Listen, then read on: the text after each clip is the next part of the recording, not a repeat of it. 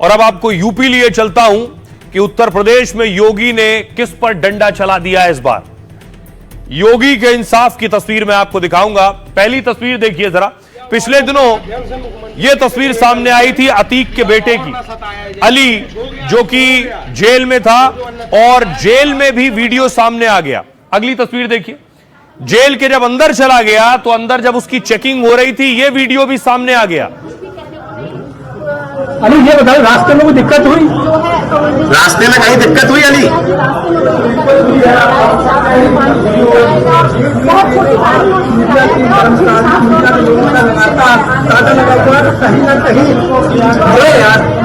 Jail के अंदर mobile ले जाना, कैमरे से वीडियो बनाना दोनों मना है, लेकिन उसके बाद भी ये वीडियो सामने आया, योगी तक ये तस्वीर पहुंची और उसके बाद योगी का चाबुक चला।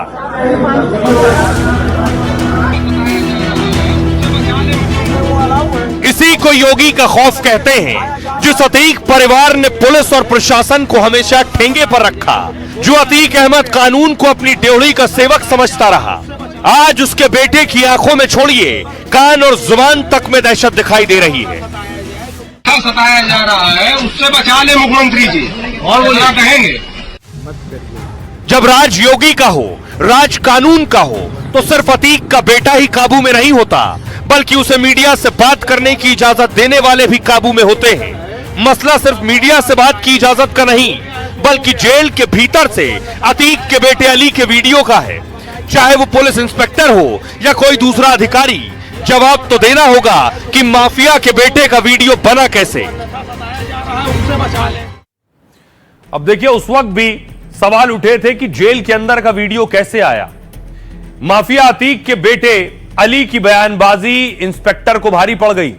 सस्पेंड कर दिए गए जेल शिफ्टिंग टीम को लीड कर रहे इंस्पेक्टर, साथ ही इंस्पेक्टर अशोक के खिलाफ विभागीय जांच भी शुरू हो गई है। अली की सुरक्षा में तैनात पुलिस कर्मियों के बयान भी होंगे। अली को हाल में नैनी सेंट्रल जेल से झांसी शिफ्ट किया गया। अली ने जेल शिफ्टिंग के दौरान मीडिया के सामने बयान दिए। अतीक के बेटे की बयानबाजी को सुरक्षा में कड़ी चूक और बड़ी चूक माना गया। अली ने मीडिया से बात करते हुए सीएम योगी से अपील की थी। उसने कहा था जो होना था वो हो गया, हमें बचा लीजिए। अतीक के बेटे ने यह भी कहा था मुझे बेवजह और न सताया जाए। अली के झांसी जेल पहुंचने के बाद जेल परिसर का भी वीडियो आया। अली की फुटेज जेल के अंदर मोबाइल से रिकॉर्ड की गई, जबकि जेल मैनुअल के मुताबिक जेल में मोबाइल पर पाबंदी है। अली पर 5 करोड़ की रंगदारी और उमेश पाल हत्याकांड का केस है। उसने 2022 में कोर्ट में सरेंडर किया, जिसके बाद से वो जेल में है। अब आपको सुनवाता हूं अली का जिस वक्त जेल शिफ्ट किया जा रहा था उस वक्त वो क्या कह रहा था। निवेदन है कि अब और ना सताया जाए, जो कुछ हो गया है सो हो गया, और जो अन्यथा सताया जा रहा है उससे बचा ले। बोलिए और बोलिए। जो अन्यथा सताया जा रहा है उससे बचा ले मुख्यमंत्री जी, और बोलना कहेंगे। बताइए, अपने होम डिस्ट्रिक्ट से पानी तक नहीं पीने दिया गया है। मानो क्या हुआ अली, क्या हुआ रास्ते में? पानी तक नहीं पीने दिया गया ना। जेल में तो खतरा, जेल में खतरा है नहीं है तो आप बेहतर जान रहे हैं, लेकिन अब होम डिस्ट्रिक्ट से इतना दूर भेजने की क्या वजह? आपको कोई दिक्कत हुई रास्ते में? क्या रास्ते में कोई दिक्कत? आप बताइए, इतने छोटे से चेम्बर में 5-6 आदमी बैठे हैं, बताइए दिक्कत नहीं होगी? किसी प्रकार का डर तो नहीं लगा? मैं जो हूँ लॉ का स्टूडेंट था, दिल्ली में पढ़ रहा था, अब फर्जी मुकदमे लगा के भेज दिया गया जेल। अब जेल में रहते हुए मेरे ऊपर 8 मुकदमे लगाए गए। यहाँ तो सुरक्षित है, सुरक्षित रहेंगे कि नहीं रहेंगे? जेल में मैं जिस जगह था अपने होम डिस्ट्रिक्ट में, वहाँ मुझे अकेले रखा गया, न किसी से मिलने की अनुमति थी, न बात करने की अनुमति थी। अब बताइए, भेज दिया गया वहाँ से 4-5 किलोमीटर दूर। अधिवक्ताओं के नाम पे आपसे कुछ लोग मिलने आया करते थे, बताया जा रहा है। आपके पास नगद मिला था पैसा? नगद मिला था पैसा भैया, कंपन के लिए पैसा आया था। जेल में वो अलाउ है, अब उसको किसी दूसरे तरीके से दिखाया जा रहा है तो मिसअंडरस्टैंडिंग है ना। अधिवक्ताओं के नाम पे कुछ लोग मिलने आया करते थे? नहीं, वहाँ पर पूरा मैनुअल के हिसाब से मुलाकात होती थी और जो अधिवक्ता है उनका वकालतनामा लगा होता। तो योगी के शासन में बराबर का इंसाफ होता है। एक तस्वीर और आपको दिखाने जा रहा हूं। महामंडलेश्वर को आप देख रहे हैं, जिन्होंने 2 अक्टूबर को खुद महात्मा गांधी की तस्वीर लगाकर उस पर गोली चलाई। उसके बाद इन पर आरोप लगा, इनकी गिरफ्तारी हुई थी, तब आरोप लगा कि ये महामंडलेश्वर हैं और ये उनके बॉयफ्रेंड अभिषेक जिसकी हत्या का आरोप लगा महामंडलेश्वर पर, उसके बाद से फरार थी। अब इनकी गिरफ्तारी हो गई। महामंडलेश्वर पूजा को गिरफ्तार कर लिया है यूपी पुलिस ने।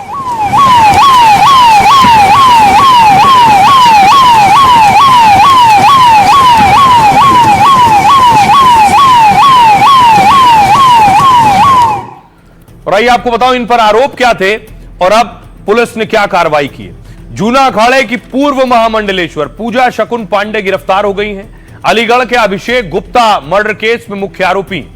यूपी पुलिस ने पूजा शकुन पांडे को राजस्थान से गिरफ्तार किया। पूजा शकुन पांडे पर पुलिस ने 50,000 का इनाम रखा था। आरोप है कि उसने अवैध संबंधों और टीवीएस शोरूम में हिस्सेदारी की मांग ना पूरी होने पर अभिषेक गुप्ता की हत्या कर दी। ये आप अभिषेक गुप्ता को देख रहे हैं। बताया जाता है अभिषेक के साथ पूजा के अवैध संबंध थे और वो उससे जिद करती थी उसके साथ रहे। पूजा ने अभिषेक के टीवीएस शोरूम में भी हिस्सेदारी मांगी, लेकिन अभिषेक गुप्ता ने पूजा का नंबर ब्लॉक कर दिया, जिसके बाद सुपारी देकर अभिषेक की हत्या करवा दी। अभिषेक और पूजा का परिवार पहले से एक दूसरे को जानता है। अलीगढ़ में अभिषेक गुप्ता की हत्या 26 सितंबर की रात हुई। बाइक पर आए 2 शूटर्स ने गोली मारी, अभिषेक का मर्डर किया। पूजा शकुन पांडे के पति अशोक पांडे पहले से गिरफ्त में हैं। गोली चलाने वाले 2 शूटरों में से एक गिरफ्तारी हो चुकी है। आइए अब आपको सुनवाऊं अलीगढ़ पुलिस क्या कह रही है। रात्रि को इसमें सफलता मिली है और इनको जनपद भरतपुर राजस्थान से गिरफ्तार किया गया है और इनको आज अलीगढ़ लाया जा चुका है। इनसे पूछताछ की जा रही है। पूछताछ के पश्चात आज ही इनको माननीय न्यायालय के समक्ष प्रस्तुत किया जाएगा। इस केस की बहुत ही सूचना से सुपरविजन किया जा रहा है और अतिशीघ्र माननीय न्यायालय के समक्ष चार्जशीट दाखिल की जाएगी। और आइए खबरों में आगे बढ़ते हैं। आज की एक और बड़ी खबर है। पिछले कई दिनों से हरियाणा में इस पर हंगामा हो रहा है। आईपीएस पूरन और घर में उनके गहमा गहमी है। तस्वीर में आपको दिखाऊं, प्रोटेस्ट हुआ आज बाकायदा, अलग अलग शहरों में प्रदर्शन हो रहा है।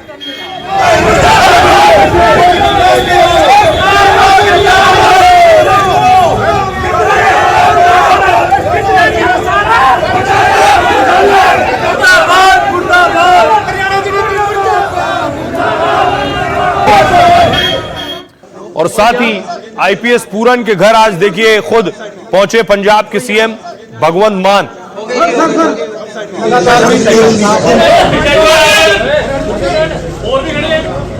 अनिल विज को आप देख रहे हैं। अनिल विज पहुंचे उनकी पत्नी से मिलने के लिए। पूर्व सीएम चन्नी पहुंचे।